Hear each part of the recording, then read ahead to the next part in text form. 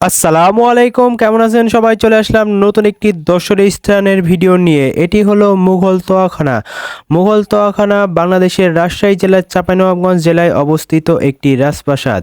মুঘল তোয়াখানা তিনতলা বিশিষ্ট রাজপ্রাসাদ। তোয়াখানা ফার্সি শব্দ যার আবিধানিক অর্থ হচ্ছে ঠান্ডা ভবন বা প্রাসাদ। গৌর লক্ষ্ণৌতির পিরোজপুর এলাকায় একটি বড় পুকুরের পশ্চিম পাড়ে অবস্থিত ভবন কাঠামোটি ঐতিহ্যভাবে তোয়াখানা নামে পরিচিত। চাঁপাইনবাবগঞ্জ থেকে প্রায় ৩৫ কিলোমিটার দূরত্বে শিবগঞ্জ উপজেলার শাহবাজপুর ইউনিয়নে ঐতিহ্যবাহী তোয়াখানা অবস্থিত এবং সোনা মসজিদ থেকে মাত্র ৬৫০ মিটার উত্তর পশ্চিমে তোয়াখানা অবস্থিত। বঙ্গ সুলতান শাহ সুজা তার মুর্শিদ সৈয়দ নিয়ামতুল্লাহ এর উদ্দেশ্যে শীতকালীন বসবাসের জন্য পিরোজপুরে তাপ নিয়ন্ত্রিত এই ইমারতটি নির্মাণ করেছিলেন।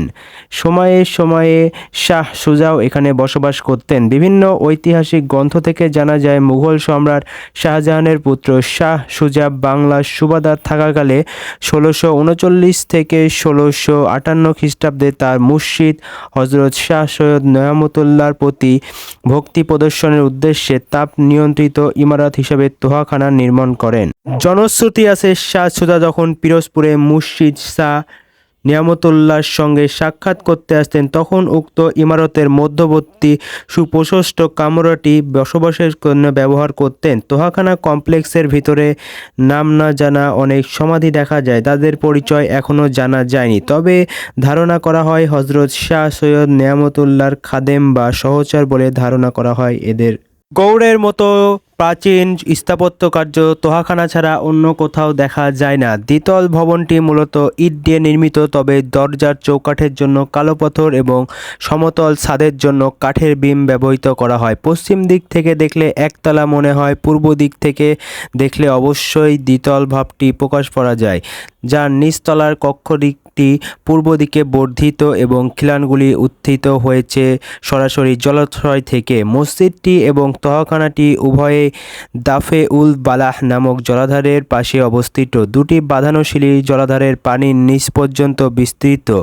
মূল প্রাসাদটির উত্তর পশ্চিমে আরও দুটি ভবন রয়েছে, এদের মধ্যে নিকটতম হল ৩ গম্বুজ বিশিষ্ট মসজিদ এবং অন্যটি হল শাহ নিয়ামতুল্লাহর মাজার।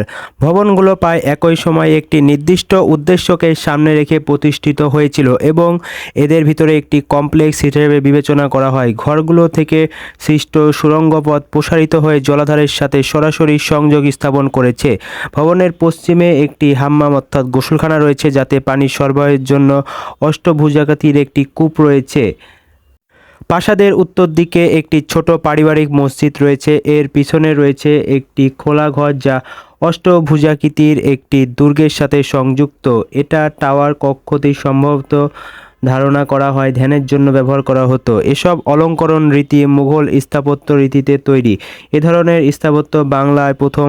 এ ধরনের কমপ্লেক্সের সূত্রপাত হওয়ার পর ঢাকা ও মুর্শিদাবাদে এরূপ প্রাসাদ দেখা যায়। এদের মধ্যে একটি হচ্ছে লালবাগ কেল্লা অথবা আহসান মঞ্জিল, আর আরেকটি হচ্ছে ৬০ গম্বুজ মসজিদ বাগেরহাট। এগুলো দেখতে তোয়াখানার মতো। তো আজকের ভিডিওটি এ পর্যন্তই।